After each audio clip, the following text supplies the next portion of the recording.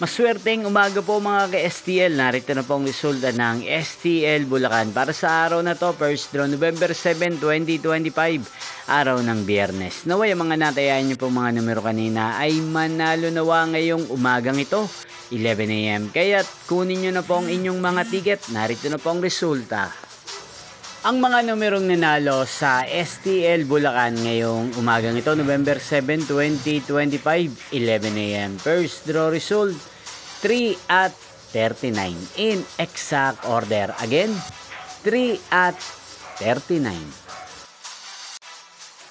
At ngayong umagang ito sa STL Bulacan, natin pong i-shoutout si Ate Abigail ng Bulacan. Shoutout po sa inyo, Ate Abigail. Sana po ay nasa maayos kayong kalagayan.